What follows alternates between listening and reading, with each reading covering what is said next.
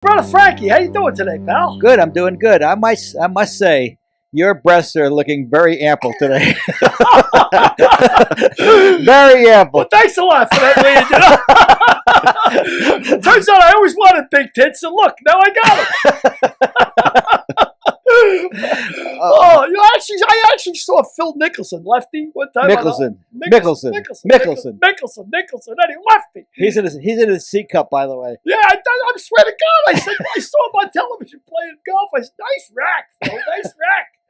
Yeah, very imposing. Well, you can keep up with Phil in one category anyway, on the golf course. I doubt I keep up with him on a golf course. Yeah, but I think I could fill out a fairly nice C cup. That's pretty funny. Getting old, brother, getting old. It turns out the bald head, the baggy balls, it all comes with the package. Yeah, but it beats the alternative, pal. Sure does, brother. Every day is a gift. Every day. Yep. It goes so fast, man. I know. It goes like the speed of light. But you remember, when you were 17 years old, to get to that 18, back in New York in the day, 18 was the drinking age. Yeah, very but you were important. drinking at 14. Oh, yeah, but very important for an Irishman to be legit, Right. From 17 to 18. That year took forever. When I was 17, I couldn't wait to be. Of course, I was drinking in bars since I was 16. Of course. We used to go to those joints, they check library cards. You Yeah. know, like, yeah, look, I'm 18, look at my library card. But that year took forever. But now, I remember 40 to 50 kind of flew. 50 to 60 was what happened. I remember. Yeah, I wrote in our blog that time flies. Tempest Fusion, time flies.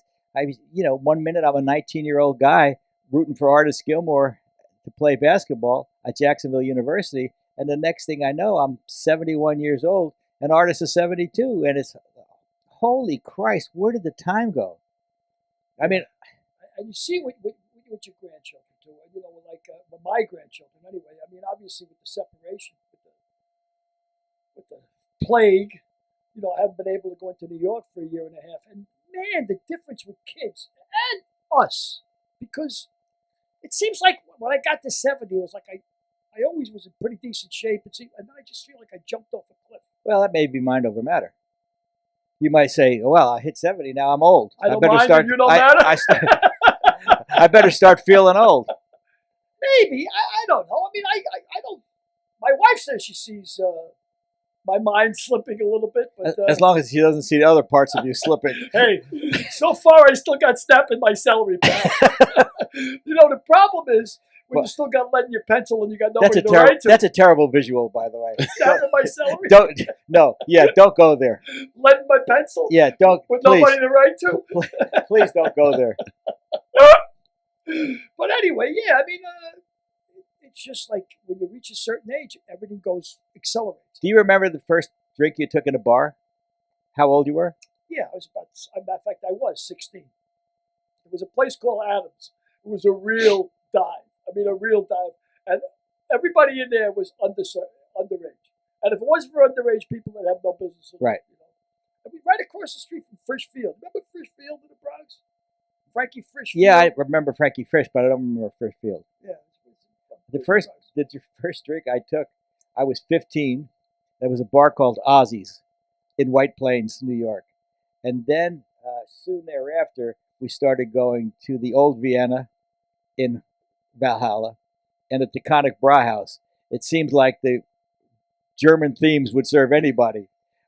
And we just stayed away from the Ratskeller at Maxwell's because that's where my dad drank. That was an unwritten rule. Yep. You never drink in the bar your old man drank. Yep. Ever. And there was two good reasons for that. Number one is you didn't want to walk in and find out what your old man had done in there the day before. And he certainly didn't want to hear what you had done in there. Right? I mean, that was an unwritten rule. Yeah, but it came about when I was 20 or so. I was home from college, and I went to the Old Vienna, and there was my 16-year-old brother. And what could I do? I wasn't going to tell him because who am I to talk? Oh yeah. But you know what? There was one term back in the day. I guess they still use it, but it sort of summed up all middle class guys. They say, "So what do you drink?" I'm a shot in the beer guy. Shot in the beer guy automatically lets you know this guy's economic status. He was a blue collar worker, the kind of guy who showers after work instead of before work. You know. Yeah. Never shot in a beer guy. I wasn't a shot in a beer guy. I was a sweet drink. You know. Oh, you were an umbrella guy. A Singapore sling Oh. kind of guy.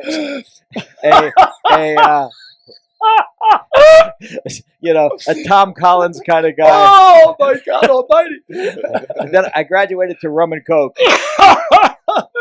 But I you know what we've talked about this. I got 2 pair of glasses on. I'm a freaking. You'll see twice as good. I'm a freaking mover. You'll see twice as good. You know what a rum and coke is called if you put a twist of lime in it? That's a Cuba Libre. Cuba Libre. That's right, a free Cuba. But we've talked about this before. I never liked the taste of booze. I still don't like the taste of booze. I like the taste of NyQuil better than I like the taste of. No, I'm serious. NyQuil's sweet. It's got a little kick to it. Little hangover to it. We got a guy who's Derek. You know what we got here? We got a guy who's a NyQuil addict.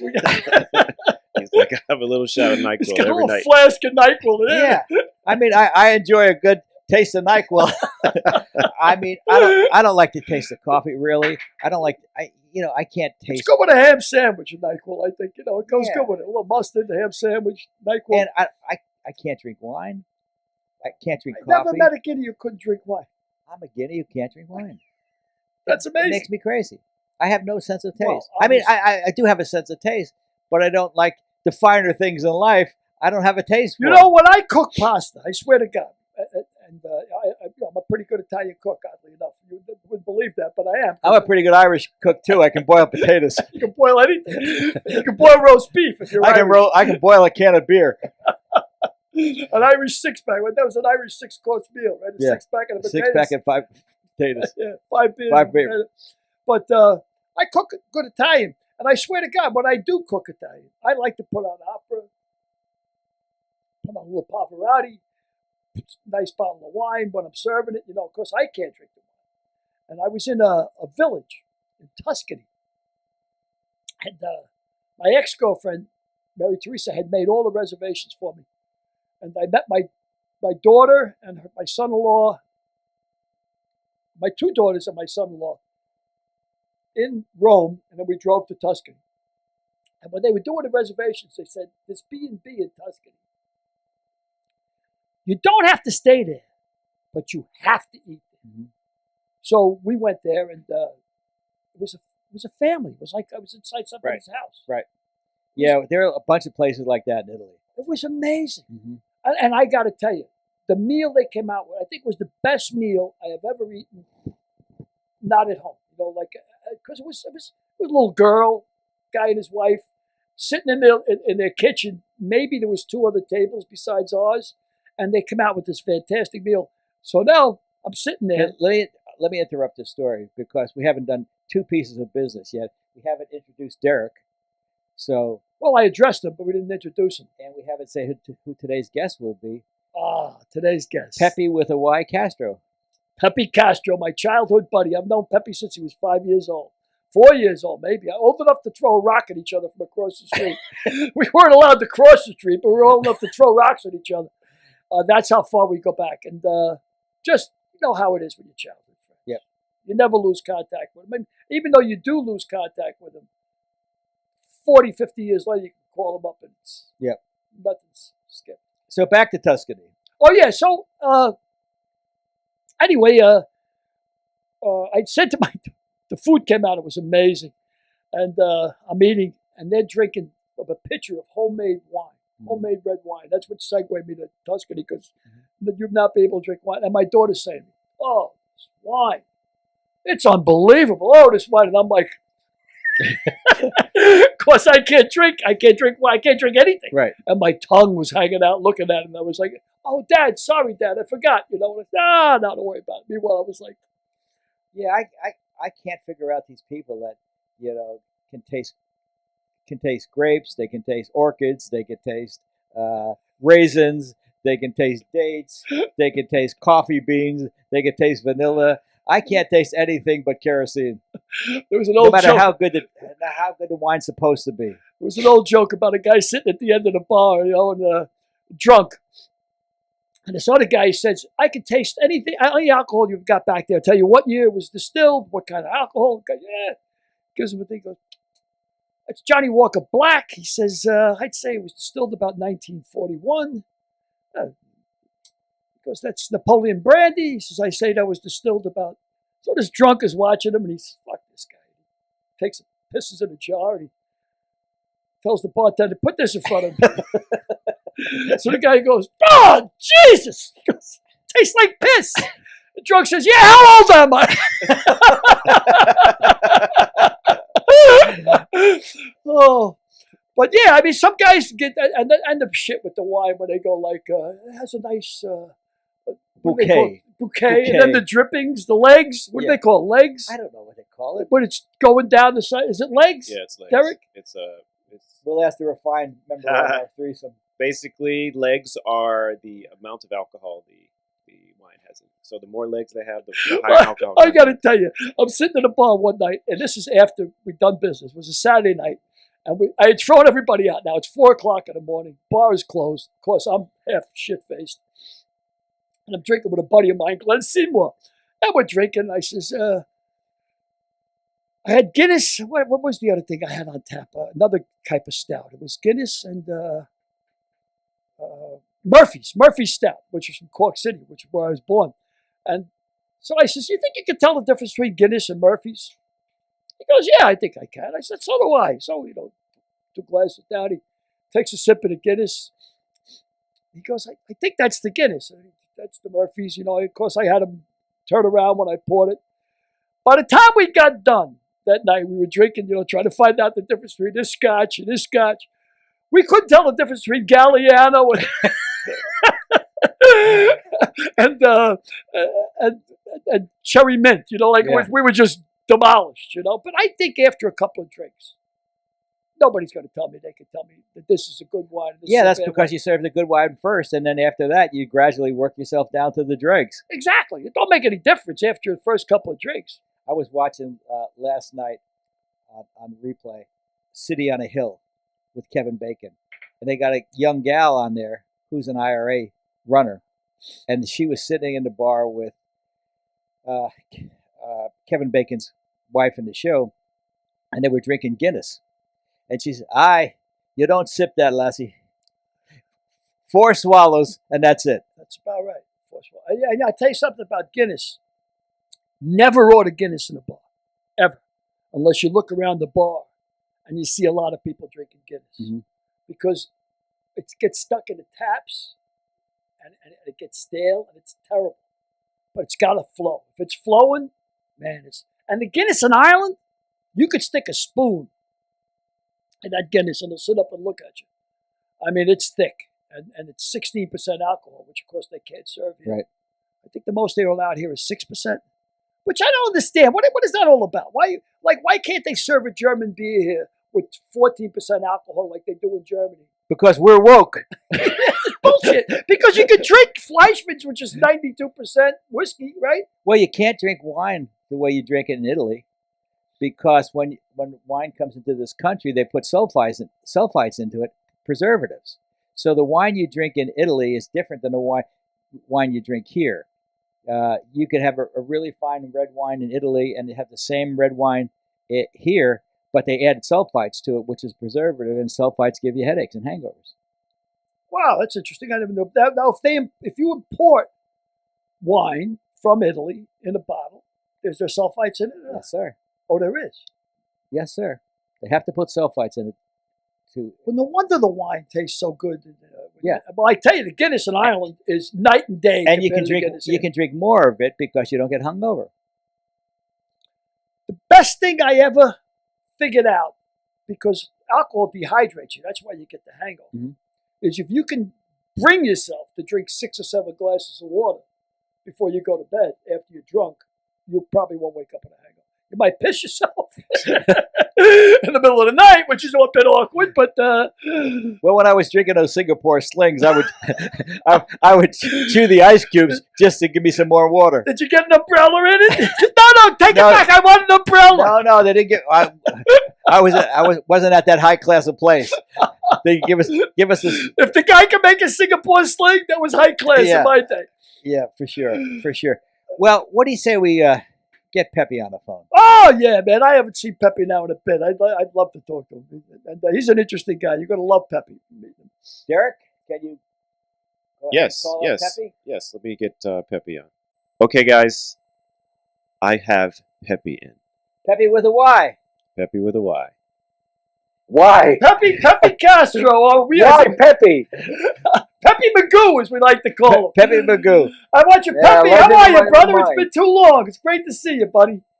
For our audience out there is Peppy Castro of Blues Magoos fame, Balance fame, Barnaby Bye fame, Yeah, hair. Hair. Oh, we got Hair, all when I that. had brother. hair. And, What's with all the rocking the planet? Rocking the planet. What's with all the B's in the names? Yeah, I was going to ask you that. What is the deal with the? Is this You just know, it just kind of fell into that. But I did have wiggy bits in there, so One W. I did have one obscure band called Wiggy Bits. But yeah, it just went down that way from the Magoos. Then Barnaby Bye hit. Then Balance hit. You know, I came up with Balance because I originally wanted to have a balance of, you know, when you look on a stereo, you know, we're like when snakes, they don't have ears, you know, so we have ears. So if you look at a stereo, every stereo has a balance knob for left and right. Right. So I figured, hey, you know what? Balance of nature, balance of music, balance the whole thing. I thought Balance was kind of a cool name. So Balance came on. And then I just stayed with the bees, but you know, I got. So rocking were the you the planet guy up. that came up with the name Barnaby Bye and No, Balance? you know who came up with Barnaby Bye? It was my little sweetheart from way back when, who you knew, Marianne Christine Kelly. Mary Kelly, huh? Yeah, she wrote a poem called Barnaby Bye and the Band of Head. So let me ask you a question, Pep. I mean, the Blues Magoos was obviously the first launch for you. And then Balance came after Barnaby Bye. Barnaby Bye was second. Yeah. Well, what happened was I did the Magoos all those years. How long long were you in the Magoos? Magoos did 5 albums. The 3 with the original band, 2 with a rehash that I did. And then, so I think you got to figure 3 to 4 year span, maybe. And what was your first? What was your first hit? The first hit was "We Ain't Got Nothing Yet." Circa 1967. Wow. And we toured for the whole summer of 1967. It was the Blues Magoos, the Who, and Herman's Hermits, and that was the tour that broke the Who in the United States. So that was kind of wild because, you know, I got to know Keith Moon and Liv. And Liv. And Liv. Unfortunately, he didn't. Yeah. Liv, no, and it was no surprise to me. Really, You know? huh? Why don't you expand on it a little bit? Yeah, quick story. Well, first of all, you know, I was enamored with the Who because, you know, they would just break in the United States and they were smashing up the gear and everybody was like going insane over these guys, you know. And the Blues Magoos, we had electric suits, and then poor Herman's Hermits had to come on and sing "I'm an idiot I am" to the kids. You know, you gotta figure a 30,000 seater, and half of them were moms with kids to see Peter Noon and Herman's Hermits, and the rest were all these freaking whacked out hippies to see the Magoos and the Who.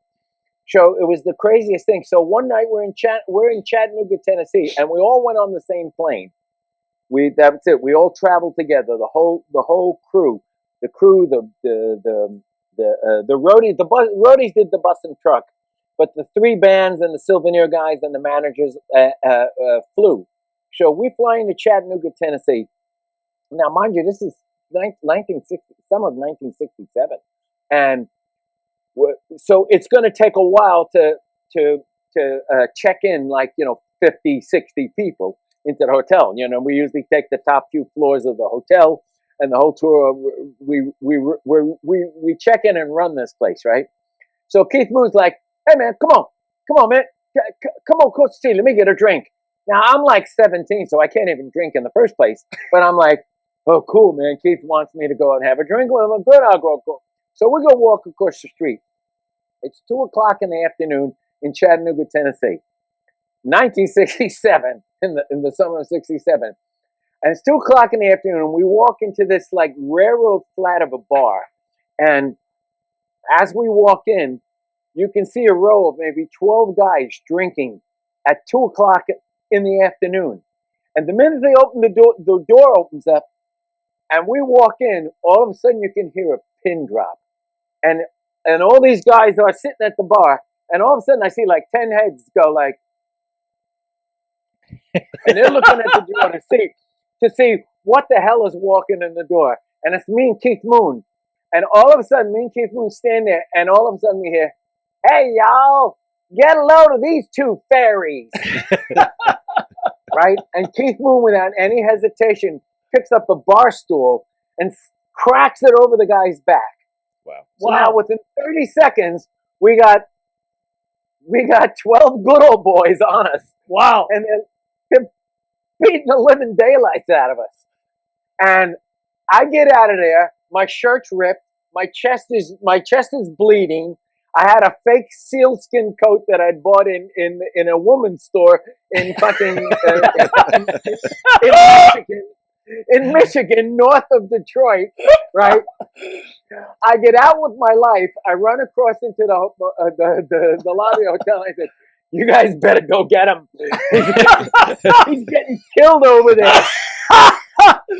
And you're 17 years old now. You got the long hair, and of course Keith has got the long hair. And you know, on our roadies, were like, you know, these guys were hired guns. You know, they were like, you know, ex-Marines, black belts, all this kind of stuff. Somehow, 4 of them ran over there and fished them out. But this is like, you know, that's one of like many stories that are going to go into my book just on Keith Moon. What's the name of the book called, Pep? If these could talk. The book is going to be called The Prince of McDougal Street. The Prince of McDougal Street. Yeah, apparently. Well, you see, the Blues Magoos came out of a cafe called the Night Owl Cafe, which was on 3rd and McDougal. Now, you were 16 or 15 when you started at the Night Owl? I was 14. Wow! So you were the house band at the Night Owl Cafe in the Village when you were 14. When I was 14, and Billy, literally one night I was on stage in the middle of a song.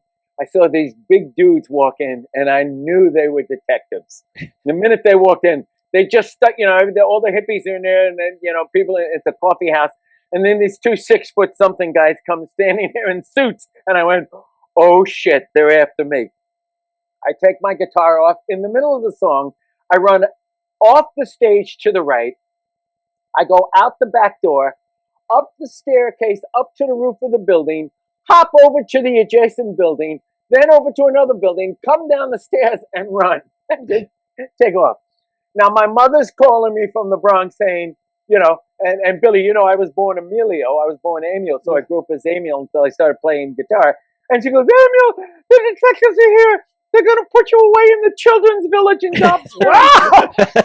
Because I'm not even old enough to be out of school. So then 2 months later, God bless this guy, a guy comes into the Night Owl Cafe,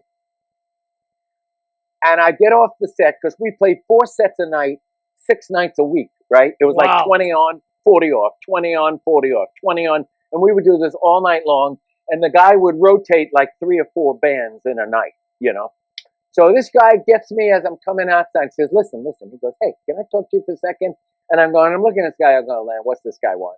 And I'm saying, okay, he's not a detective, but who is he? You know? So he says, "Listen," he goes, "I'm a truant officer." He goes, "I can see you're not on the streets, and I can see you doing something." He goes, "But we got to do something here, because if we don't, they're going to put you away." You know? So then he goes, "Listen," he goes, "let me ask you something." He goes, "If I could get you signed out of the school system with your parents' consent, would your mother do that?" Because apparently he's already been speaking to my mom. And I said, "You know what? I think she'd do that." He goes, "Great. Because at this time, Billy, you'll know, my father died when I was 5 months old. My mother remarried. I moved up to the Bronx when I was 4 years old. My stepfather had 3 heart attacks and a stroke. Yeah, I remember very well. My mother nursed him for 26 years.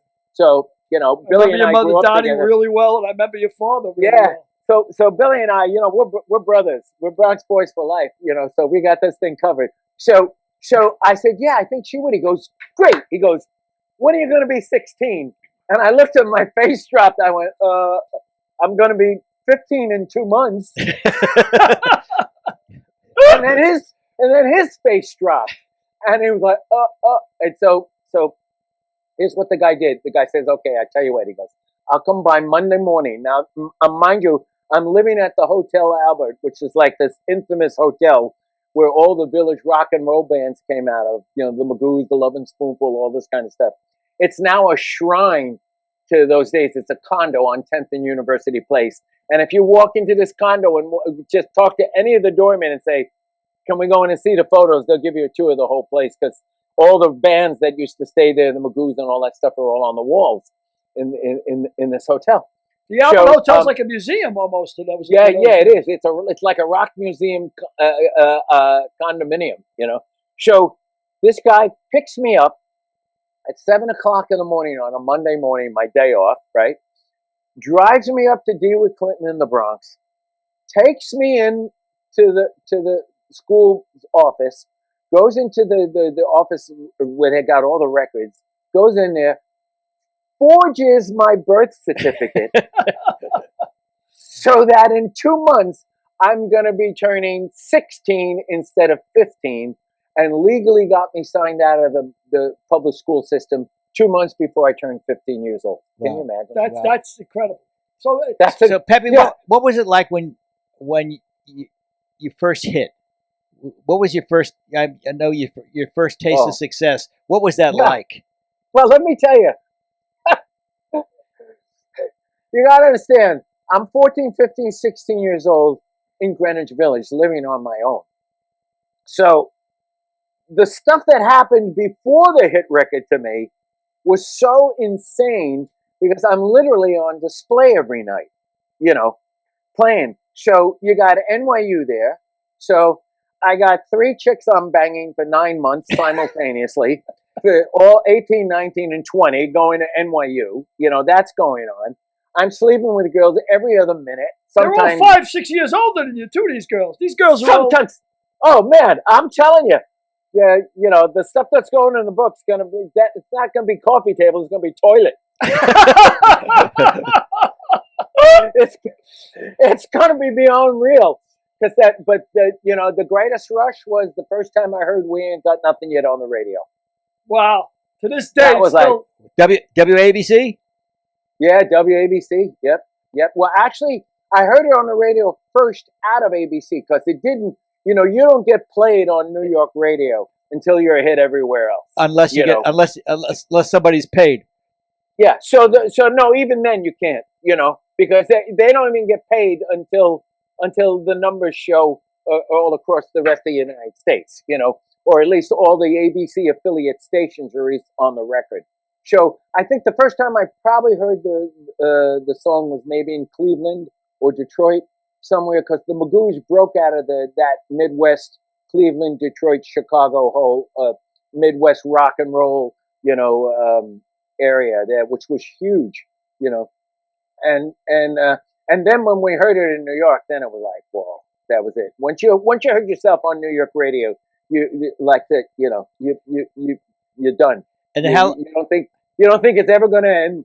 You think like this, I made it for life, Yeah. And then 3 years later, you realize that after they paid the photographers, the agents, the managers, the booking, this guy, the tax guy, all this kind of stuff, the gear, all this kind of stuff, that you got ripped off, and you grossed $250,000 and you're penniless. How long did it take before the not the talk shows, because they were not there, but the TV shows started calling, make appearances? The minute you have a top 10 record, then that's it. Then you're doing Where the Action Is and Hullabaloo and Shindig and Smothers Brothers, Jack Benny. Yeah, and then you get the variety shows like we got with Jack Benny. That was huge. Yeah. That was Kraft Music Hall, and it was imagine this for something I take in my treasure chest. Holy shit! It was Jack Benny was the host. It was starring Henny Youngman and Maury Amsterdam. Liberace, Liberace, and for the kids, the Blues Magoos. For the kids, I can hear Ed Sullivan saying, "And for the kids, Blues Magoos." You know, for me to be 17 years old and sitting in the green room and seeing and hearing Maury Amsterdam and Kenny Youngman standing there with violins while they're getting made up, like doing Surreal. like Shecky jokes, like they're just off of the top of their tongue, like they have an endless reservoir. You know, like, hey, you know, the time I did this, I took it to my mouth, but I'm bump. You know, it was like, you know, it was that kind of stuff, and my mouth was just completely.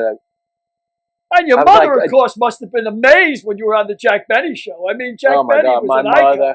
Listen, I used to fall asleep on my mother's breast when she would watch Jack Benny on a Saturday night, you know?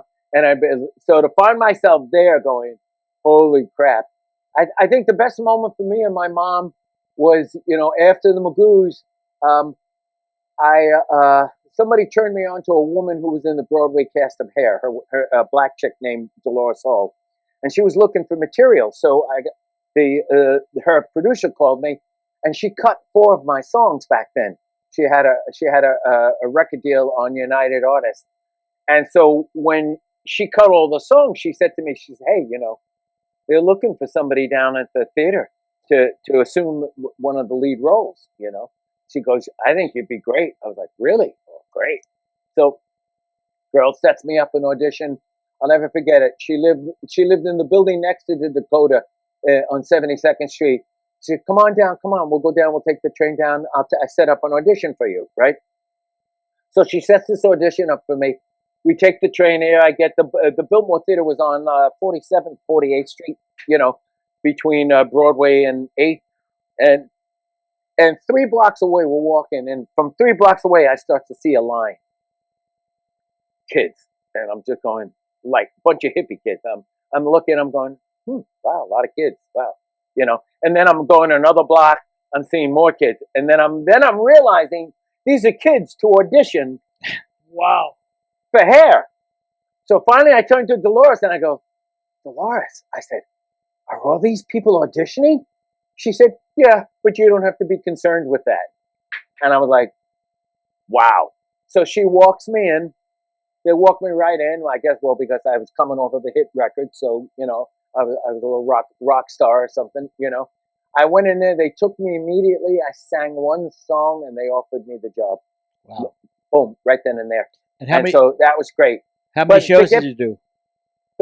I did 8 shows a week for a year and a half. That was the best shape I ever saw you in. You were like ripped. You were like, oh man, yeah, no kidding, thanks. Yeah, no, you were ripped because you were on stage all the time. Yeah, I was popping speed to get through 8 shows a week. Yeah, well, we had Susan Egan on recently, and Susan is a Broadway star, and she said that how many steps did she do a week? Like 30,000 in a show or something. Yeah, and you're singing and dancing. Now at this time, I'm swinging from a rope on the side of the theater in a loincloth. Are you kidding me? Well, Tarzan, and had to get off this, you know, get on the stage without killing myself. Now you were Burger in the show, right? Yeah, I had 2 roles. I had Burger and Wolf. Uh-huh. Because the guys were smart. The guys who wrote the show had a run of the show contract.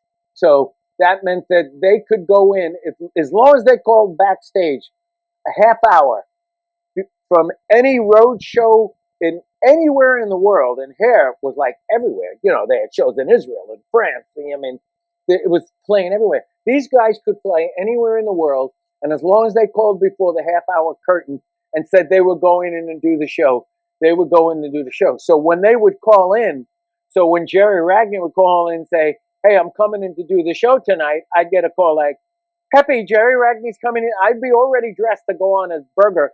And then he'd go like, oh, Jerry's coming in to do the show tonight, Peppy, you're doing Wolf. So I'd be like, oh, okay.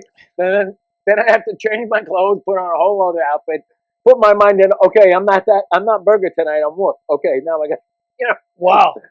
Yeah, it was crazy stuff. At that time, did you already have the afro, or did you grow Oh into yeah, the hell part? yeah, that's why I got the gig. Are you kidding me? they saw me walk in and I could carry a tune. I think they were like, "Hey, this guy's good. Well, let's go with him. We don't have to do anything here. He doesn't have to put a wig on or anything. He's just like, boom, go there." And then But Billy, the best moment for me and my mother was when my mother came to the show. Oh, wow. Yeah. When my mother came to that show, because every night before I went out and did the show, I would get a mark because the roller burger had to go into the house. You literally had to strip when you came out. You had to take your stuff off and, "Hi, my name is George Burger," and I don't like the name George, but you can call a burger. You can call me Banana Burger, Cheeseburger, Pittsburgher, and all the while you're taking off like a farmer's outfit, like a farmer's outfit, like an overall, right? Right. With clips. So you drop the overalls and you got a little buckskin brief, and that's it. You're standing there with a wireless mic, and you're supposed to find a bald-headed guy in the audience, scream at him. They hit him with a follow spot trooper from the back of the theater, and you go, "Mom!" And you're this hairy guy with no clothes on is hugging a bald-headed guy in the audience. So I would go over. So I would go over to the stage manager every night and go, "Who's in the house? Who's in the house?" And to go, "Well, Oleg Cassini is in, the third row on the aisle." So every night I'd get a mark of somebody that I was going to hit, when I went out there. But I swear to God, when my mother came to the show, I don't think she blinked once. It was like, fantastic. Yeah, but that's just... that was the first show that had nudity in it, didn't it? Yeah, it was the first show that had nudity. Yeah. So it was like 24 people. Then they had sirens and strobes. I mean, you hardly even saw anything. But if Billy was in it, you wouldn't have seen anything. No, the real show was backstage. Really? Oh yeah. We had gays, junkies, speed freaks, alcoholics. Billy's all of those things. He would have fit in perfectly. You name it. Everybody was. And that's where you first met the Alesi brothers? Yeah, that's where I met Billy and Bobby Alesi. Yeah. Yeah, they were in the cast. Who were they? Those are the guys that formed Barnaby By with them. These are two singer-songwriter twins. They were, and they were in the cast called the Alesi brothers. They're rather well known in Europe, and they've had amazing careers with their songwriting. They've worked with McCartney, Quincy Jones, tons of people. Wow! And their songs have been cut like me by a lot of people and stuff. So I always build Barnaby By as the most famous, unfamous band because we all had great individual, bios and stuff like that. But we started Barnaby By after Hair closed, and we played one live show in Manhattan, and the biggest guy in the record business was in the house, a guy named Ahmet Erdogan, who started Atlantic Records. He was chairman of the board of Warner Communications. Ahmet had little acts like Bette Midler and Led Zeppelin, and Crosby, still, just the little guys, Donny Hathaway. Other than Clive Davis, he was about the man, right? Ahmet Erdogan was about as big as it gets. Yeah. So we lucked out. We started at the top. The band didn't happen really because what happened was we were afraid to sign with Atlantic without having Ahmet anchored to us. So we told him we wouldn't sign unless he co-produced with us, which was a huge mistake because Ahmet was all over the world and we were left to our own devices. And then everybody in Atlantic Records was like, "Don't touch those guys because if you fuck it up, you're out of here." They're Ahmed's pets, So in hindsight, it was probably a huge mistake because there was a guy in Atlantic Records, a guy named Arif Mardin, who was probably one of the best arranger, conductor, producers in the record business. And we should have waited 6 or 7 months to try and get him. But, that's the way it went. So then years later, after all being successful and doing different things, we reunite. And we're in the Long Island Music Hall of Fame. And every year we usually do 1 or 2 shows out in Long Island and sell out a theater. And we just have ourselves a lot of fun. So it's all good. When you were doing Hair, did any of your music friends come to see you? Any of your rock and roll friends? Yeah, the rock and roll friends I had were so busy doing rock and roll, but yeah, I had a bunch of friends, and also, I was like a little bit of a snoot, you know. Rock and rollers didn't give great credibility to Broadway back then, Mm-hmm. and even when Hair came out, I remember, having a hit record, and so, who are my friends? My friends are the Turtles, the Buffalo Springfield, all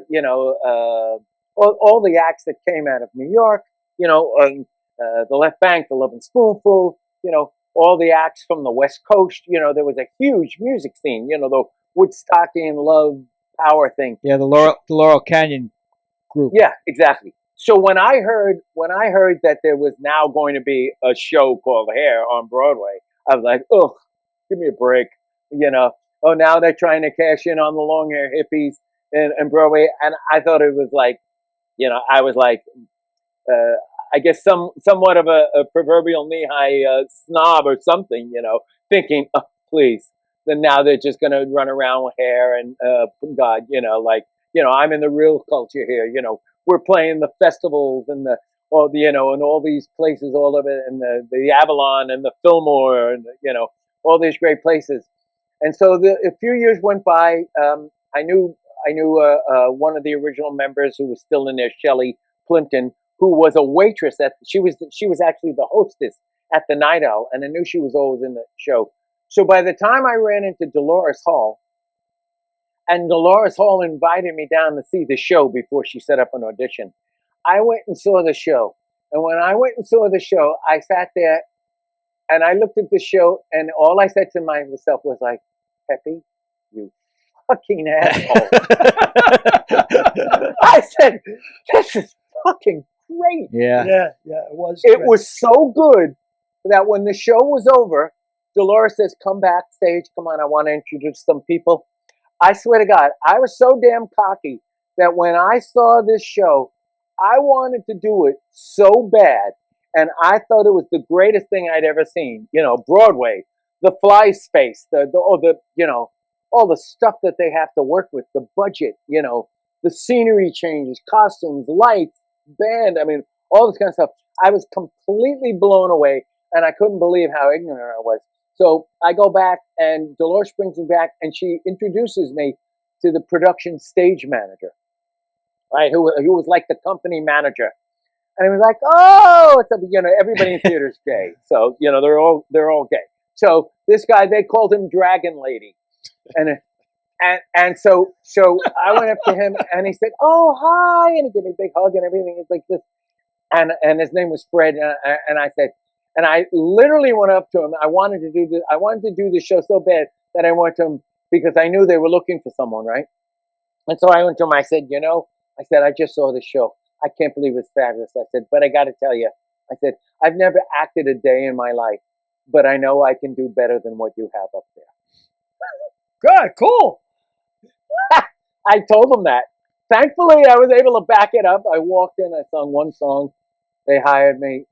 Like literally on the spot. Now, was that the impetus for you with the love of plays? I mean, you did Zen Boogie later on, and then you did Rockin' the Planet. Was that the impetus for you to start being interested in writing plays? Totally. The Hair opened me up to rebel theater.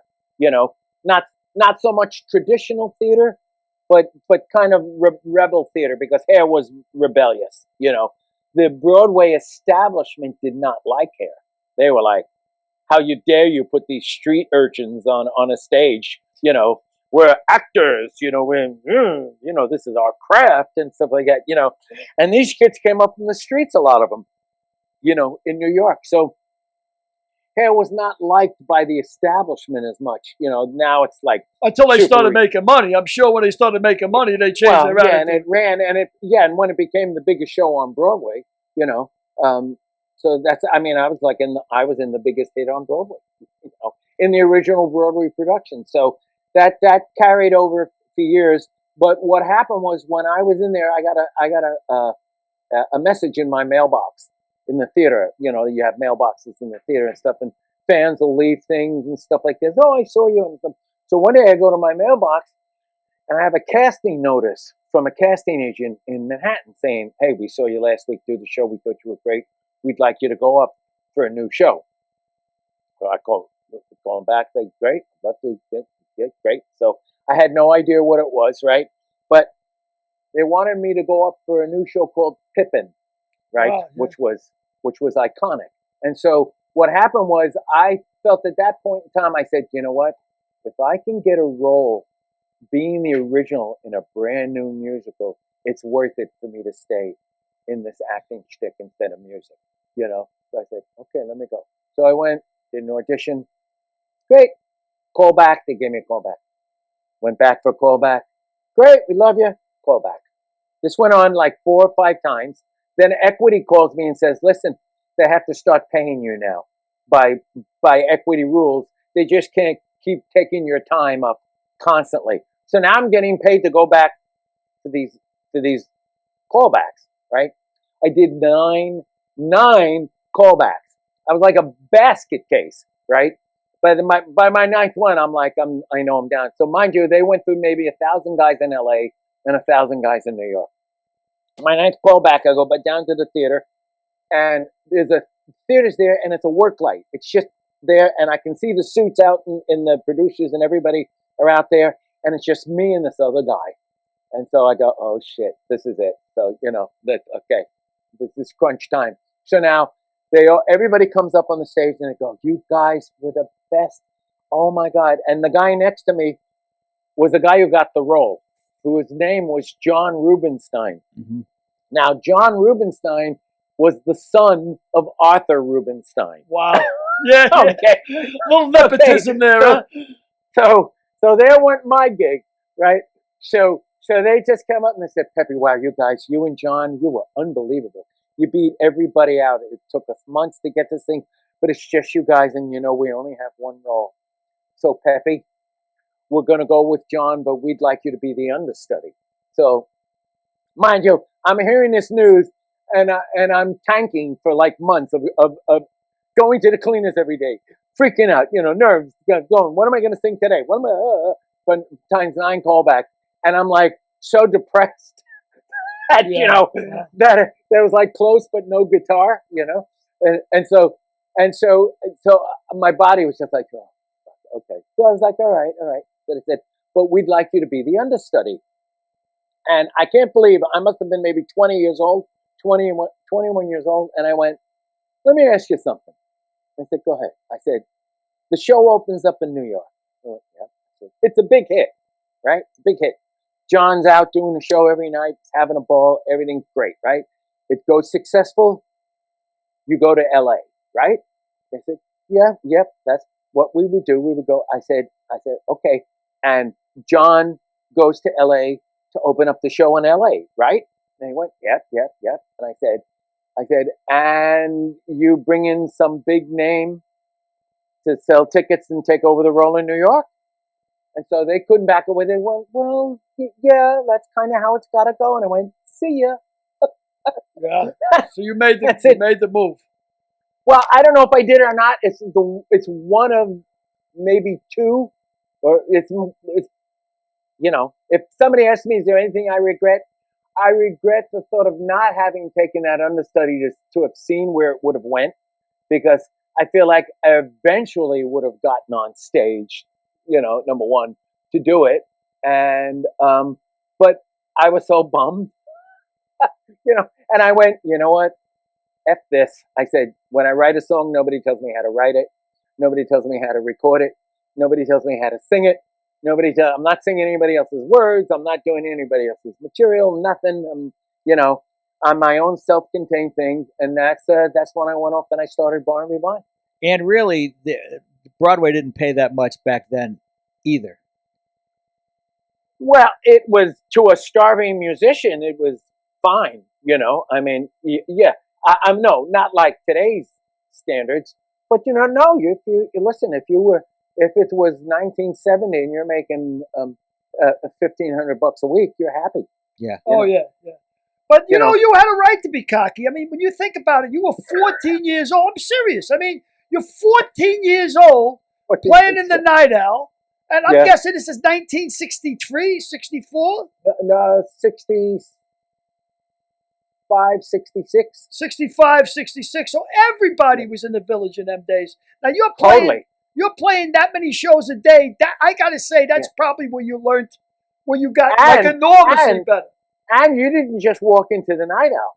You had to play the Village Music Hall. You had to play the Cafe Bazaar. You had to play the Cafe Wa. You had to play all these other little secondary coffee houses till you Graduated to the Night Owl. But how you showed up on the Night Owl's radar? But playing that many gigs a night, I mean, exponentially, the band must have got tremendously better. I mean, yeah. Well, Billy, I got a good one for you. Okay, so now Joe Mara. Well, yes, and this is the time when the mafia is running the village. You know, the mafia was running the village. Yeah. I mean, if the riots were going on in the city, you know, the mayor was always calling up the social clubs down in Little Italy saying, "You want to get the riots out of the way." you know. We'll look the other way on the laundry for the hotels and the garbage and stuff, you know. But you want to just stop the riots, you know, and the riots would stop in 24 hours, you know. That was the social club down on Mulberry Street, you know. The lawyers were all Italian, everybody was Italian, and Joe Mara was Italian, right? So, and he owns the Night Owl. So now the Blues Magoos this is one of my all-time favorite lines. This line goes in the book, okay. So the Blues Magoos are there, we're doing this, and we're starting to realize that, you know, we're smoking dope and we're getting high and everybody in the village, and we're starting to feel this thing like, hey man, you know, everybody's starting to explore with music. You know, we're going to try and get into this little psychedelic thing because we had an echo machine that fell off of the piano. And when it fell off the piano, we went, oh no, we broke our echo machine. It was like a guitar tape echo that we all chipped in to pay for. It was like our big acquisition at Manny's Music, right? And when we plugged it back in, it was going, woo, woo, woo, woo, woo. And we went, oh no, and it was on a speed selector with tape. So then we said, look, how do we stop that? We were like freaking like we broke the machine. So then we took the speed selector and went, woo, woo, woo, woo. Yeah. And so it started changing speeds, and then all of a sudden we went like, hey, this is trippy. This is cool.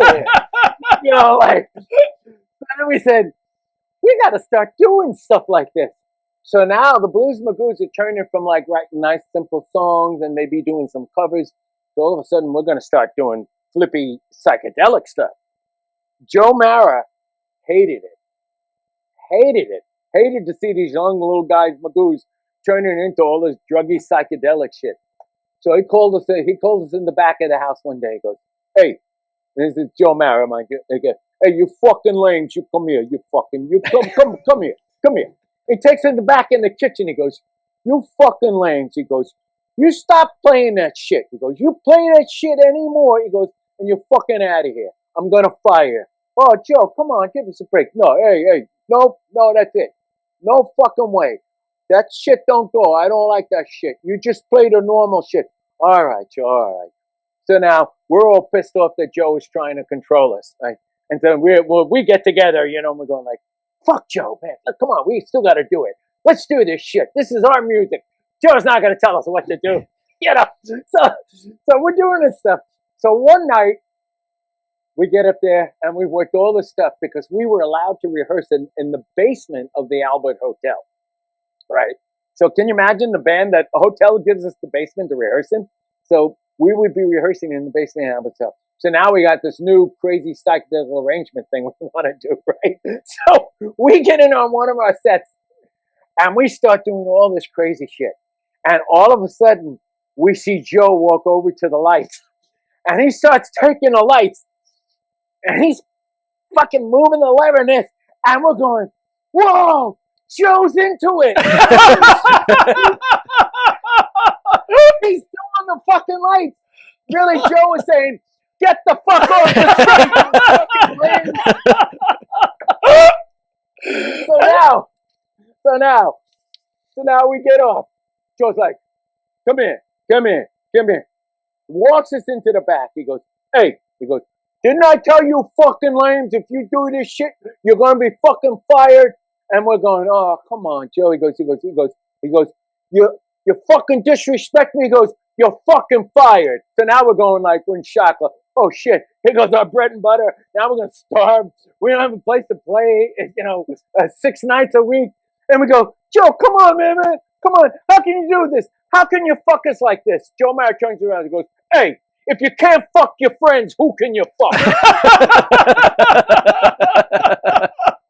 That's a great line. Right? Yep. I never forgot it. Joe Mara, the Night Owl Cafe. If you can't fuck your friends. Now, I mean, the guys that used to come into the Night Owl, I know you became really good friends with Richie Havens and oh yeah, Hendrix came in and jammed with us on Sunday. Hendrix came up and jammed with you on the stage, and you were like 16, 17 years old. Yeah, on a Sunday afternoon. And then all the acts that came into town, that was the place to go.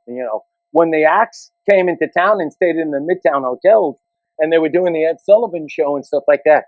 Now, what acts are we talking, Pep? Oh, all of them. The Animals, the Dave Clark Five, Stones, everybody. Everybody came into the city. The only place they wanted to go was to see the original acts of New York. And the only place you could see that was in the Village, was in the West Village, in that whole little area. The Cafe A Go-Go, the Gaslight, So really what I saw the Village go from folk to electric. Wow. Right? Because when I started out, the coffee houses had guys like Dave Van Ronk, Phil Oakes, Tim Hardin, Eric Anderson. Eric Anderson was kicking around then. Yeah, Dylan, everybody. Dylan was still there then. Before Dylan was Bob Zimmerman walking around with his guitar. Havens was the same thing. But then little by little, these electric bands, because of the British invasion, started popping up, like the Love and Spoonful, and there was a handful of bands, and the Magoos were in that first wave. So, we were one of the first few acts. I mean, you can name them on your hands, the ones that came out. You're talking the Rascals, Felix. Love and Spoonful, the Magoos, the Vanilla Fudge. There were only so many New York bands that made it in that era, that were out of New York. Whereas in LA, you had bands like The Doors, The Love, The Seeds, Turtles. You had all these other acts. And then as time went on, you started getting into Frank Zappa and things like that, But Mama Cass from the Mamas and the Papas, she was a waitress at the Night Owl. Was that right? She was a waitress at the Night Owl. Yeah, wow. Yeah. Before she was in the Mamas and the Papas, and then the Monkees were put together as an act. They were literally like formed to be the Monkees in this whole idea. So yeah, I know Mickey pretty well. Mickey Dolenz. He was hanging around the stage wanting to direct. He became a pretty successful director later on, but I was doing Lopez show and a couple other shows then, and Mickey wanted to direct, and he became a pretty fine director as well. I still see him occasionally. Oh, listen, the guy had talent in his Circus Boys when he was a kid. Circus Boys, yep. Yeah. He was the original star of Circus Boys. Yeah, but the funny thing is, you'll always find that actors want to be rock stars, or most people want to. I think everybody wants to be a rock star. What are you kidding? Everybody like to have the life you live. I'm saying I keep waiting for that to die, but it still has its mystique. Like when I was going out with Diane, Billy, she was a flight attendant. Back then, flight attendants were revered. Yeah. Oh, you get to see the world. It's like this glamorous life, And then all of a sudden that faded away, But I remember I had a friend, Brandon DeWilde. Brandon was a child star actor. He acted in the movie Shane. Shane, yeah. With Alan Ladd and stuff like that. He would come down and all he wanted to do was hang out. He just wanted to be a rock star. He just wanted to sing. He didn't want to act. He wanted to play his guitar and he wanted to sing. Look at Johnny Depp. Johnny Depp's crossed over. All those years he's been brilliant as this, God's gift to acting, crazy, hippest guy on the planet, But, really at the end of the day, all he ever wanted to do was to get up with Aerosmith and put all that pirates gear on and rock stuff and be a rocker, You also went on to write a bunch of jingles, didn't you? What are some of the more famous jingles you wrote? Oh God, I did 20 years of jingles in the row. So I did everything. Well, you did what you had to do to survive. Frank often says that. He says, in show business, you got to be multi-talented and diverse. You got to. Well, the thing is, when I got into the jingle business, it was still at a time where if you did a commercial to musicians who fancied themselves as serious artists, you were a sellout, you know. Now, mind you, by that time, I'd already been completely ripped off by the worst business on earth, the record business, so which have the biggest whoas in the world. So to me, there was nothing more of a sellout than signing to a record company, you know. So I wasn't buying it and I wasn't having it, you know. And not only that, you didn't get into the jingle business. You don't even ask into the jingle business. You either have so much damn talent that, you know, it just pops up in front of you, but you get asked in. And I was lucky enough to get asked in. I never knocked on a door for it. It came to me, and, you know, when it came to me, I was like, "You in the Magoos? Would you write for me? I love you, Magoos. I love you." You know, like boom, boom, boom. And I started thinking about it and everything like that. And actually, when I got into the business, I probably got calls, 2 or 3 calls a week from musician friends asking me, and singers, can I get them in? You know, and then I would say, well, it's like this: if you have to ask, you're out. You know, because I didn't knock on a door. You know, some guy heard me. I went down to a studio. A buddy of mine who wrote "Reach Out and Touch Someone." You know, reach out and touch was a huge. What was it? Was it "Reach Out and Touch Someone"? It was for the phone company, wasn't it?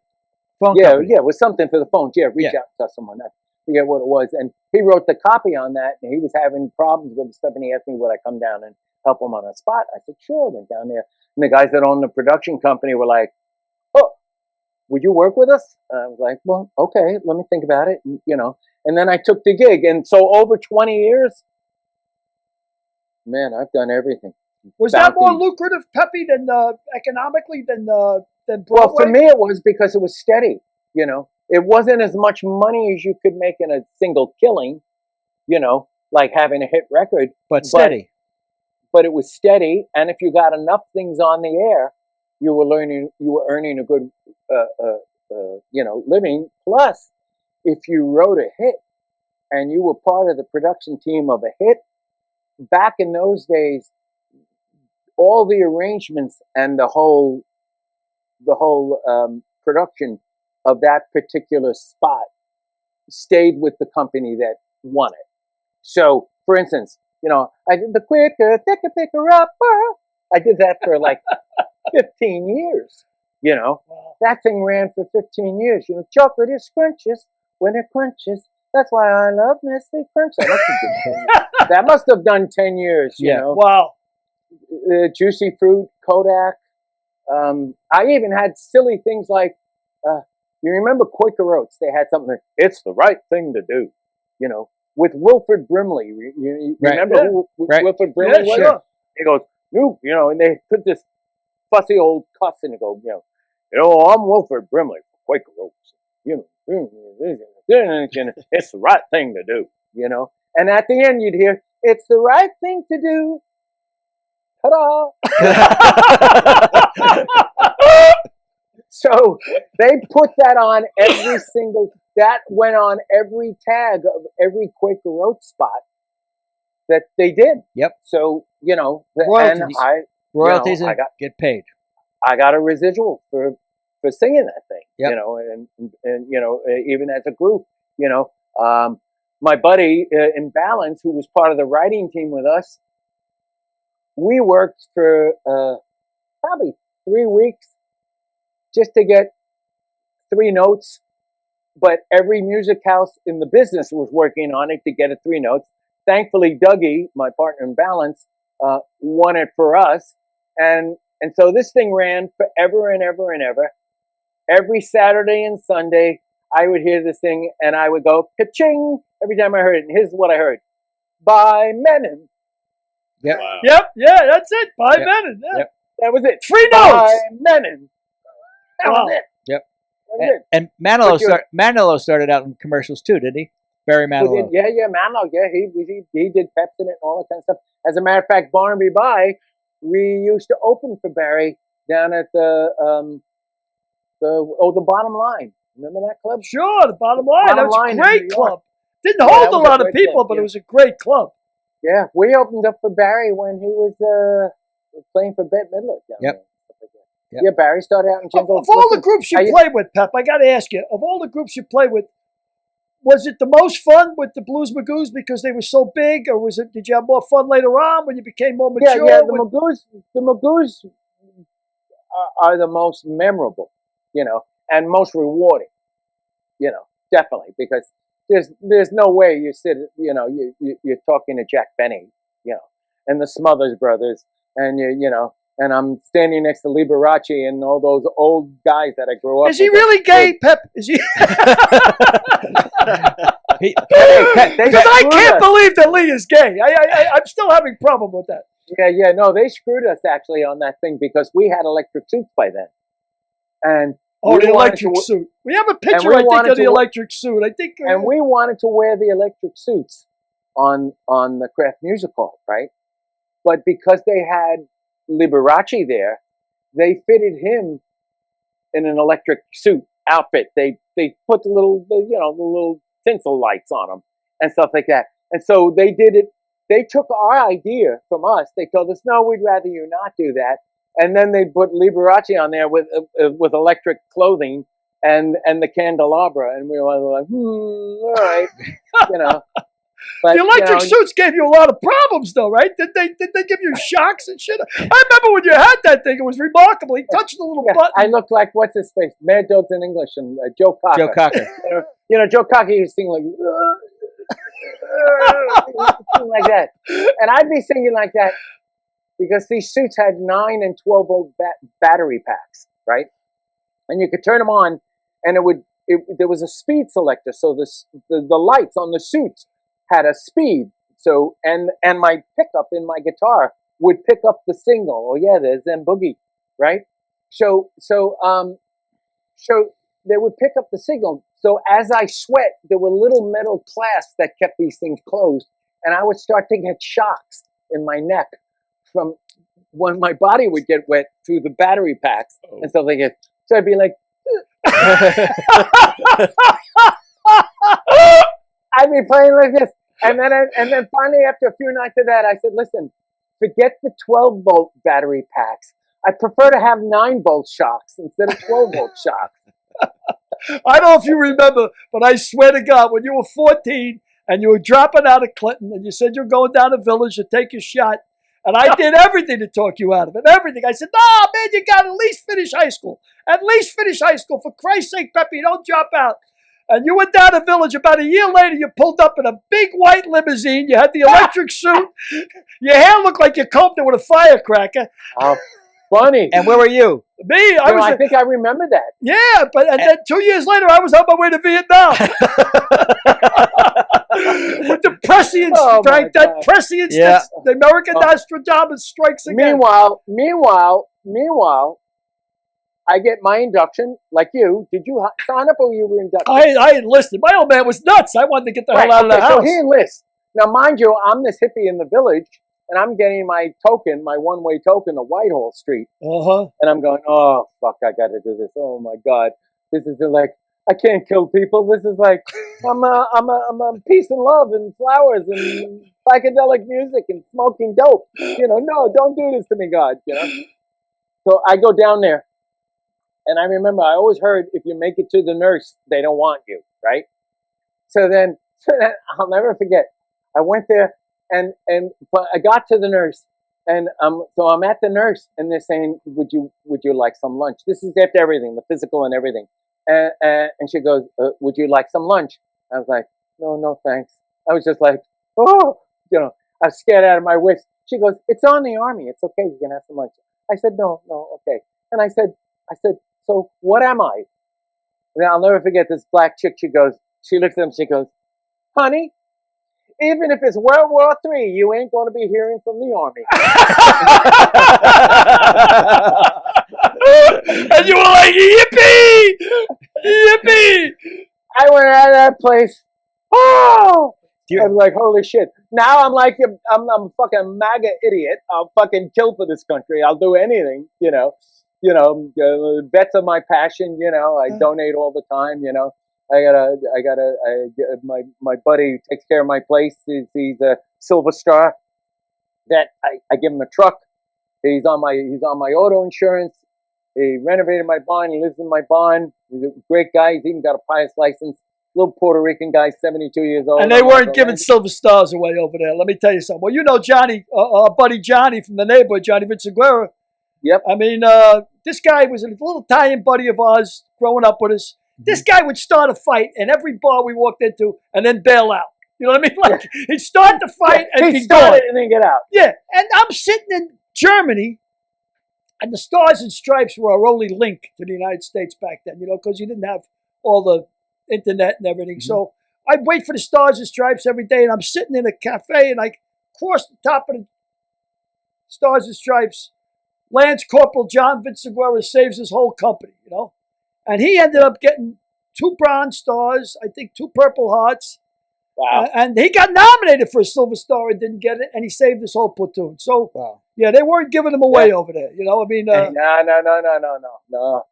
I got to tell you a quick story about Johnny, and I don't want to divert from Peppy, but he'll appreciate this. Come on, let's give the neighborhood shit. But Johnny, he told me when he was over there, right? What happened to Johnny was they walk, and everybody walks abreast. Because you don't walk in a group because you're easy pickings, so you walk abreast. Right. Well, the guy at the very end stepped on a mine, a landmine. Of course, he was obliterated. And Johnny was in the middle, and he got blown against a tree. So now he couldn't breathe. And he was against the tree, and he started, what a Marine says, calming up, like he needs a medic. He says, and Billy, he says, the corpsman came up, and he says, and on his way up, he said, I looked down at my pants where my prick was, and it was a pool of blood. And he said, I unbuttoned my pants. He goes, and my prick was hanging by a thread. And of course, the Marine corpsman comes up and he starts working on his chest to help him breathe. And Johnny says, and Johnny's going, wait a minute. He says, never mind my chest. If that falls off, he goes, just let me die. And to this day, he's still got a dog leg right. You get a Silver Star for that. Yeah, they should have gave us some, but that'll show you what it took to get a Silver Star. I mean, they weren't giving them away over there, man. Nah, man, we got. I had so many buddies, especially even in the village. A lot of guys went in the village. They were in bands. They took them. Yeah. We know everybody. We got guys that didn't come back. Guys that came back with plates, screws, things, all that kind of stuff. It's why I don't do a motorcycle. Even everybody I know who had a motorcycle dies. Or is it an accident? Motorcycle, they're all walking around with pins and screws in their bodies. I would. I think that there's a statistic about that. That the odds of having an accident on a motorcycle is like 90%. It's like ridiculously high. Yeah. Oh yeah. Everybody I know. Well, I never drove it because I was a drunk. I mean, I must have lost about 10 cars driving into walls, telephone poles. Yeah, but you don't feel it then. But on a motorcycle, I was dead meat. Yep. Hey, before we wrap this up, we've got a little thing we do called This Day in History. So I would like to share it with you because it's pertinent to the business that you were in. So this day in history, 5/19/1945. What happened on this date in history in 1945? So this was the end of World War II, right? Just coming to the end of World War II. So it has something to do with the USO, maybe? Well, no. Okay. I'll give you a hint. His first band was the Detours. First band, the Detours, in 1945? No. It's relevant to this person, though. His first band was the Detours. No guess. No guess. Okay. He was the master of the windmill technique. Still no clue. He wrote, I can't explain. Get out. You mean I can't explain by The Who? Well, yeah. The Who is the answer. Pete Townsend was born this day in 1945. Oh, is that right? I was going to say Pete once you said can't explain. Yep. Pete Well, he Townsend. got it. I never would have got it. I used to sit up every night in 1967 smoking dope with Pete Townsend after the shows in the hotel, and me and him and this guy named Tom Wright, who was the tour photographer, went to school with Pete, and so he was one of the Blues Magoos' best friends.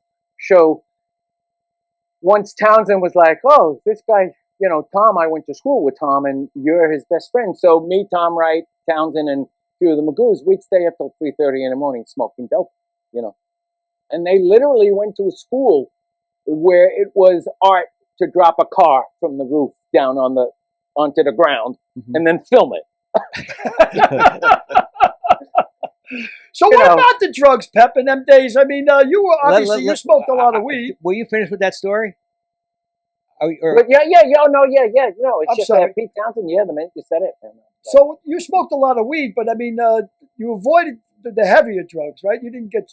I mean, yeah, you know, I tried everything once, kind of deal. You know, did the acid trip and was like, whoa, nope, I could be jumping out a window and thinking I'm flying. This is not a good thing. We're not going to do this. And then the coke gave me nosebleeds, and you know, you wake up in the morning, yeah. And I said, it's not worth losing my voice over. No more. But you saw a lot of guys go down the wrong road. I mean, of course. Oh, Jesus, yeah. As a matter of fact, I just did an interview 2 days ago about a guy named Bert Summer. Bert Summer, I think, played at Woodstock Festival. He was one of these guys knocking around. Good-looking kid. He did hair as well. And by the time he was maybe 20-something, the guy died overdosed. Just junk, you know. You know. I remember one of the best kids I ever went to school with. This guy was like the Adonis. He was like the guy you wanted to look like, you know. I remember 3 years into the Magoos and out of school and everything like that. Guy had no teeth left, and it was just like, you know, just went from this great-looking specimen of health and everything, gorgeous, to gutted. There are a lot of rotted out, and stuff like that. So you know the drug things. My last the last mescaline trip I did was me and Sissy Spacek in Central Park. You know, I used to go out with Sissy a little bit. She's a sweetheart. She was a great girl, and yeah, but I stayed away from all that stuff. So the weed ended up being the mainstay.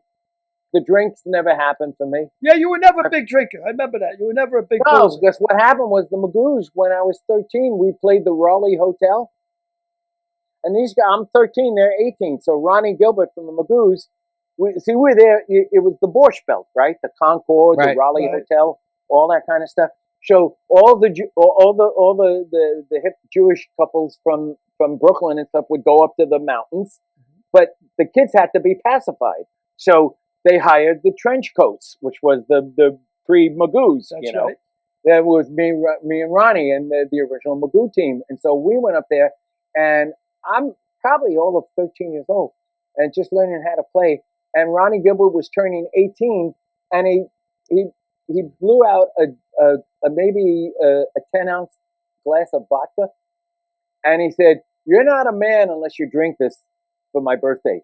So I chug-a-lugged the whole thing, drank the whole thing, got chemical poisoning, went unconscious, almost died, killed myself.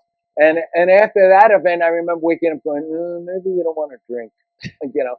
And luckily, before the alcohol became a real mainstay in my life, you know, the weed was all over the village, you know, and I'm running around with Timothy Leary and you know, Maureen McKeever and all these crazy people. So yeah, it was you know, I lucked out. So Pep, let me ask you before you're just a great guest, Peppy. I'd love having you on. It's been so long since I've seen you. You're my brother for life, man. Love you for life is right. You are my true brother. What are you, besides the book, what's coming on with you? What's going on with you? Let me know what's going on. I have an exclusive for you. Okay. My partner in Rockin' the Plans is Steve Lieber, my former manager. Steve's an icon. If any of your audience wants to know who Steve Lieber is, just go Steve Lieber, entertainment icon. Google it, and you'll see all the platinum artists, all the things he's done, all the great stuff. And also, you have a website, right? PeppyCastro.com. Yeah, I don't even use it anymore. You're better off just finding me on Peppy Castro Official on Facebook. You know. It's still, my website's still up, but I don't even use it. But you can find me on Facebook. That's probably the easiest thing. So anyway, so Steve goes into the Andy Warhol Foundation and probably forked over $1 million for the exclusive rights to option Warhol, Andy Warhol, for Broadway, live. Wow. So he has the exclusive rights to it. There's a gentleman, a knighted Sir, by the name of Sir Trevor Nunn. Sir Trevor Nunn directed Cats. He directed Les Mis, Aida. He's an icon. He ran the Royal Shakespearean Theatre for 20 years in the UK and stuff like that. He is directing, and he is also the lyricist. Steve opened it up to me after he had a problem with a very well-known person who put in 6 songs in the show. And I went at it and brought my partner, Doug Katsarison from Balance. And so I have 6 songs in the new musical called Warhol, which will open up in London 2022 around April. Great. It's casted. Sir Trevor Nunn is the director. He's also the lyricist. I'm one of the composers. The theater is booked. So Fantastic. That's Fantastic. That's terrific. So when you can just see the power of what it'll look like when you see Warhol on the marquee, That's awesome. I mean, Andy Warhol's Coke he sold for $50 million in Sotheby's, just as Coke. Yeah. So I wrote a song called "A Coke is a Coke is a Coke," because that was Andy's phrase. Yeah. Andy was like, the whole deal with Warhol was that he made commercialism art. Yep. Like a Campbell soup can. Soup can. And things like this. He made all this stuff art. So he had a phrase where he said, "A Coke is a Coke is a Coke." If you're the Queen of England or the bum on the street, everybody loves a Coke. Everybody drinks a Coke. A Coke is a Coke is a Coke. So Trevor This is Nunn, exciting stuff, Peppy. I'm so glad to hear love this. it. Just So that's a biggie. That's a biggie. I'll probably have another 15 minutes. Yeah, For that one. I guess. Yeah, Andy. I guess that Peppy has been one of those guys that's just found his way to a career. A lot of guys burned out, but Peppy Bless. he went from Blues Magoos to Broadway to jingle writer to Broadway composer. I give you the greatest amount of credit in the world. Oh, thank you, Mike. No, I've got gold for Cher, for Kiss, Diana Ross. So it's been along the way. And when Billy said, don't quit high school, don't go, Well, Not listening to me is always the best advice, Peppy. Go the other way for sure. Derek, I have the distinct whatever it is of the distinction of telling people when they say, "Oh, you didn't finish high school?" I said, "No, I didn't go to high school." You're the best, Peppy. Derek wants to ask you a question. Well, I got a question. This is a big ask, but since you're a jingle writer, I'm going to put you on the spot. So the name of the show is A Mick, a Mook, and a Mike. Okay? A prick, a gook, and a fart. So... Okay, a Mick, a Mook, and a Mike. Right. So a Mick for the Irish fellow, a Mook for the Italian fellow, and obviously the Mike for the podcast. So... You want me to slate something? Yeah. Could you do us a little jingle? A little something. A jingle? I mean, there's a guitar in the background. Oh, hold on. Let me see if I... Really? Who knows if this thing's even tuned? Let's see. Yeah, I do have a guitar in the background. Tools of the trade, right? And ears. Can you hear that? Yes. Yeah.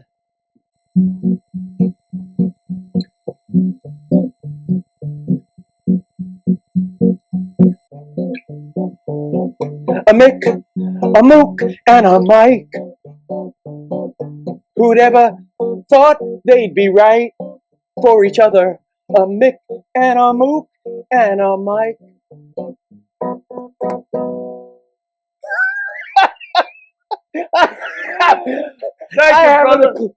I haven't a clue, but let's see. Mick, the Mook, and a Mike. Come on, come up with another line. They're Don't know two which guys one I that you like. They'll talk your head off into the night. That's great. Awesome. That's great Awesome. stuff, Peppy. Thanks so Anyway, much, you Peppy. You've been a You terrific guest. get the idea. Yes, Yeah. you've That's been a fantastic. terrific You've been guest. terrific, man, and great hopes for you with We're Warhol, due for man. Ang. It's going to be a whole I run. call. My nickname for Mr. O'Connor here now is Hemingway, Yeah, because who becomes an X-rated comic at the age he did? I mean, come on, give me a break. yeah. And goes to college. And one more time, the name of the book that's coming out. Give us the name of the book. One more time. It's gonna be called The Prince of McDougal Street. When I finish it, it'll be The Prince of McDougal Street, a psychedelic pioneer. That's Fantastic. that's as far as That's I got so far. That's great. Look out for Warhol and Rockin' the Planet. Rocking the planet. Thank you so much. Yeah. Thank you, Thank you, Peppy. Peppy. Love you, My brother. pleasure, guys. Great. Love you, You guys pal. are a great Always. trio. Great seeing you, buddy. My brother. Always. Take care, Pep. He was a great guest. He was a Fascinating great guy, guest. right? Yep. Yeah. And Derek going left way, right way. I guess my name is Mike now. yeah. I guess. Well, I guess my name is Mike now. It's good that Billy tells his guests to do some research on us Yeah. because So anyway, Mike. So now I don't know how to say Mike in Italian. So how do I say Don? I can't call you Don Cheech anymore. I got to call you Don Michael. Michael. Speaking of that, we talked about mobs and people. Are this week? Who's the Fredo? You have our Who's the Fredo guest spot. What family we doing now? We're Lord going to do The Sopranos. The knows. cast of The Sopranos. Who do you think would be the Fredo in the cast of The Sopranos? That was a great cast. That's a tough one to call because they were all. It was a really good ensemble cast. I'm smart, Yeah, I'm smart. not like everybody says. I Like got dumb. passed over. I deserve respect. I'm smart. I'm smart. I'm not dumb. I'm smart. And I want respect. I'm your older brother, Mikey, and I was stepped over. I'm smart. Who do you think? I would go with Paulie Walnuts. I think. Really? Yeah, because they're all good. I mean, I don't see any weak links in that cast. Well, Paulie didn't get whacked though. You got to be whacked to be the Fredo. Yeah. Well, there you go. Let's see. There's There they the all cast. There's the cast. Who do you think would be the Fredo? I would think it would be Big Pussy or Christopher. Yeah. Well, Christopher was really important in that show. I don't care how important you are. He was the Fredo for sure. Yeah. You Yeah, go I with haven't finished Christopher? the series, but I can tell that Big Pussy was a Bronx guy. He used to bang around the Bronx. This guy here, the guy who played that's Steve. That's little Steven. no Steven's over here. Yeah, But this guy, that's Christopher. that's Paul. no, next to Christopher, Paulie Oh, it's Walnuts. Paulie Walnuts. He got busted about 6 or 7 times. That guy did hard time. He was doing hard time before he got cast. Yeah, He was. yeah. Wow. And I understand little Steven got his part on The Sopranos because he was at a rock and roll award show. Yep. And he put on a phony wig and put on a pinstripe suit Mhm. just to play games, and he comes out and gives the guy a reward. And who was sitting in the audience but David Chase? And David Chase says, "That's my what was his name in the part? Stevie in the part was little Steven. Who did he play in the part? What are you talking about? In The In The Sopranos. Sopranos. What does little Steven play in a part? What the hell's his name in The Well, Sopranos? whatever. Yeah, whatever. So that's how he got the role anyway. Sharippa, Steve Sharippa, he was running a comedy club in Vegas. Is that right? He still runs a comedy club in Vegas. It's about being in the right place at the right time Yep. again. Yep. There you go. I mean, what kind of a run did he get out of that Van Zandt? Yeah, for sure. And For sure. Peppy, by the way, Peppy we had on before. Peppy was the guy who got Steven Van Zandt to hold up the Bronx bookie for him. Absolutely. So before we go, I want to mention again, Lucy Lang is running for Manhattan District Attorney. her election is coming up soon in June, first week of June. So I want everybody to get out and support Lucy Lang, who's, of course, the daughter of our good friend Stephen Lang, who appeared on the show. And go to amikamookandamike.com. What's that website again?